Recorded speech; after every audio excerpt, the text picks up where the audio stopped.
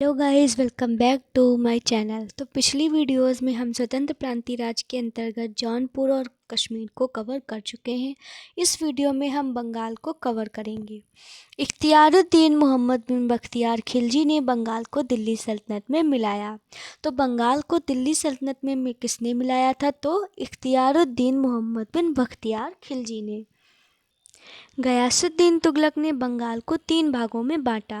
लखनौती यानी उत्तर बंगाल, सोनारगांव यानी पूर्व बंगाल और सतगांव यानी कि दक्षिण बंगाल। तो जो ये लखनौती, सोनारगांव और सतगांव हैं, इन भागों में बंगाल को किसने विभाजित किया? तो गयासुद्दीन तुगलक ने। और लखनौती को हम उत्तर बंगाल कहते हैं, सोनारगांव को हम पूर्व बंगाल कहते हैं और सतगांव को हम दक्षिण बंगाल कहते हैं। फिर है 1345 ईस्वी में हाजी इलियास बंगाल के विभाजन को समाप्त कर शमशुद्दीन इलियास शाह के नाम से बंगाल का शासक बना। यानी 1345 ईस्वी में यानी 1345 ईस्वी में जो हाजी इलियास था, वो बंगाल के विभाजन को समाप्त करके शमशुद्दीन इलियास शाह के नाम से बंगाल का शासक बना। पांडुआ में अदीना मस्जिद का निर्माण 1364 ईस्वी में सुल्तान सिकंदर शाह ने करवाया था। तो जो अदीना मस्जिद है वो कहाँ है? पांडुआ में। कब बनी? तो 1364 ईस्वी में। किसने बनवाया? तो सुल्तान सिकंदर शाह ने। एक पॉइंट में आपके कितने क्वेश्चन निकल रहे हैं कि अदीना मस्जिद कहाँ है? तो पांडुआ में। ये पहला क्वेश्चन हो गया। कब इसका निर्माण हुआ? तो 1364 ईस्वी में। ये दूसरा क्वेश्चन हो गया। किसने निर्माण करवाया? तो सुल्तान सिकंदर शाह ने।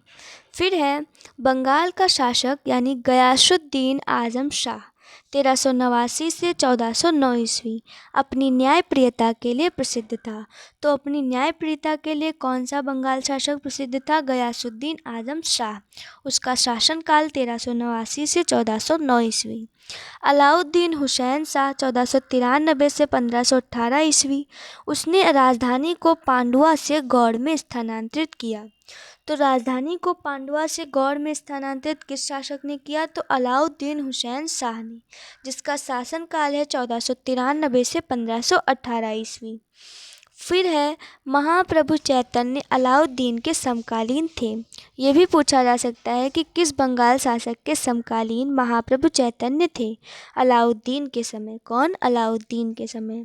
अलाउद्दीन ने सत्यपीर नामक आंदोलन की शुरुआत की। तो ये भी पूछा जा सकता है कि सत्यपीर नामक आंदोलन की शुरुआत किसने की?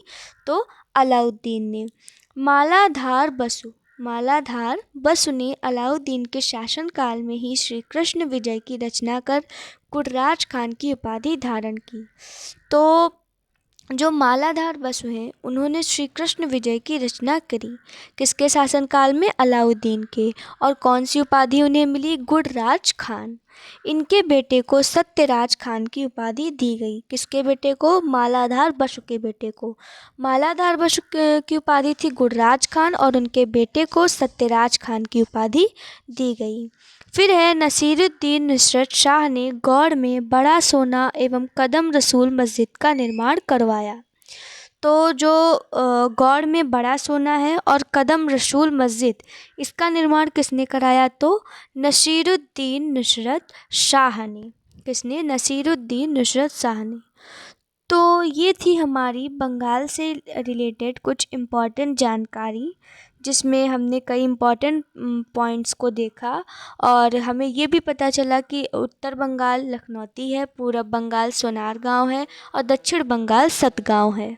इसी के साथ एंड करते हैं इस वीडियो को और इसके नेक्स्ट वीडियो में हम अगले स्वतंत्र प्रांतीय राज्य के बारे में चर्चा करेंगे। Thanks for watching.